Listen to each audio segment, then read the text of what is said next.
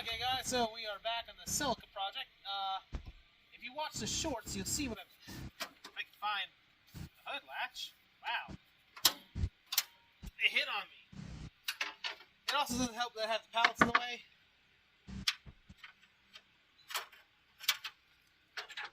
But, last time, what I got done was this here. My nice...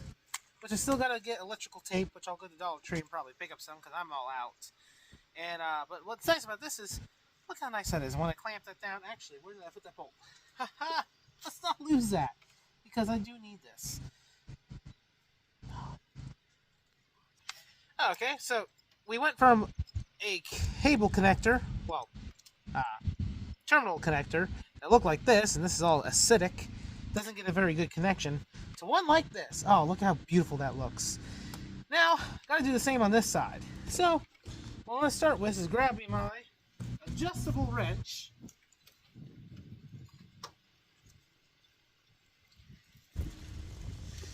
And we're gonna take this off.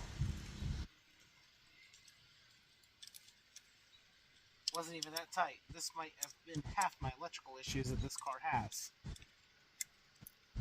And also, if anybody's been following up with this, I still get a lot of comments about this cold air intake. Factory ones I looked up online, I can't even find them brand new anymore. When it comes to the factory setup, you can find them used, but they're way overpriced. That's why I'm going with the cold air intake. And I get it. It's not going to have the proper heat shielding. It's not going to be located where it has ram air. It's not going to have this. It's not going to have that. Well, here's the thing. That's okay. This car is going to be a daily. I'm not looking to make huge amounts of horsepower out of this car. I'm looking to just get point A and point B. One day, we are going to modify this car, and we are going to make a sleeper out of it. Well, actually, it's a Celica, so I don't really think this categorizes as a sleeper, but you get what I'm saying. I want to go for a really nice factory kind of look, and it's going to make a lot more power than factory. But that's later. Honestly, I don't even know if this is a Celica that's going to get that done to it. This might just stay as daily. I might buy a all-track. That's the one that has a 1.6 liter, and it's all-wheel drive, and it has a turbo in it. Those make about 230 horsepower, I think. And back to what I was saying. So, this side I don't even have to wire in, which is really nice. Looks like I can just go blop, blop. Trying to get a good connect. Blop.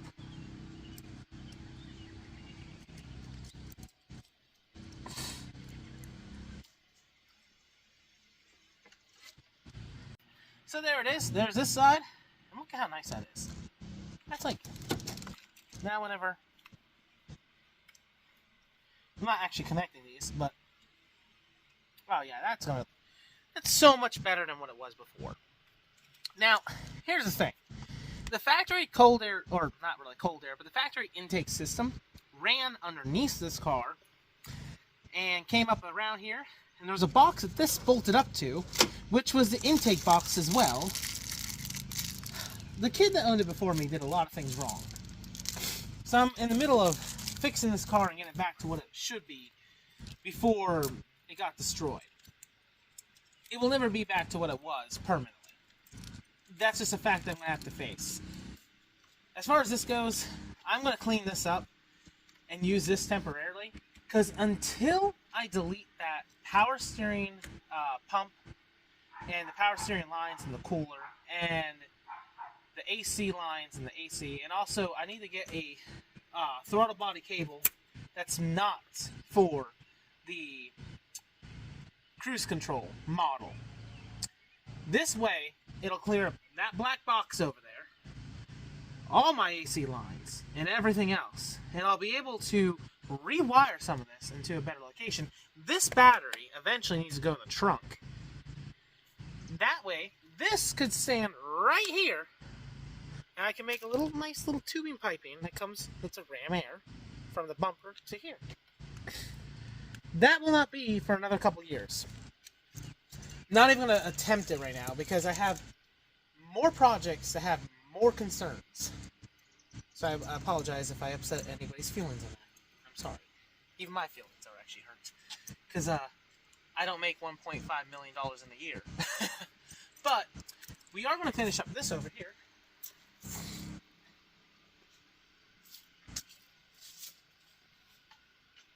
I'm going to have to edit that. So we're going to finish this up over here. Which, you can see, it's not terrible. Does this look really, really nice? Not really. But better than what it did. I'm going to finish this all up and we'll get back to it. So here we are, we finished it up. You can see that now the hole is at least covered. You can still see the indentation. This is by no means perfect, but if your interior is absolutely falling apart and you just want something to not bother your OCD if you have OCD, this is less bothering to my OCD. It still bothers me. That's not perfect, but what can you do with a car that has been abused a million times and somebody put a soda bottle there as their cup holder because the car doesn't have cup holders? I had a friend that borrowed a car and made the whole worse. Still pissed off about that. But, needless to say, it's better. I'm done for now. If I continue working on this, I don't know what's going to happen. But I'm going to wrap up the project. Okay, guys, so there it is. The cold air intake that came with this car when I bought it brand new is now back on. This needs to be cleaned, and I will be cleaning it here soon. But I'm just trying to get this thing ready for an oil change, and then I need to get it done and inspected. Exhaust, I want to see if it passes inspection, because I don't see a need to actually replace the catalytic converter yet.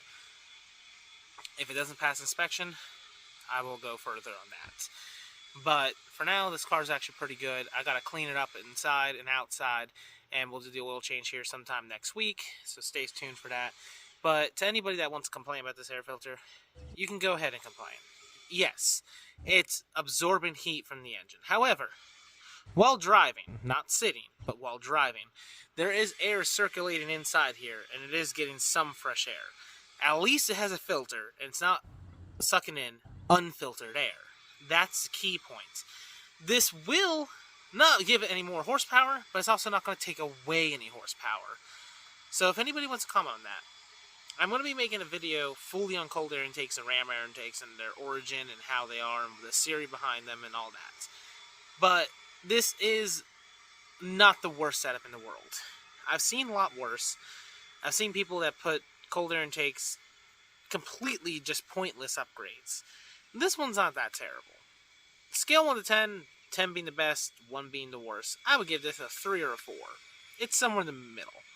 But it does need a heat shield to be more proper.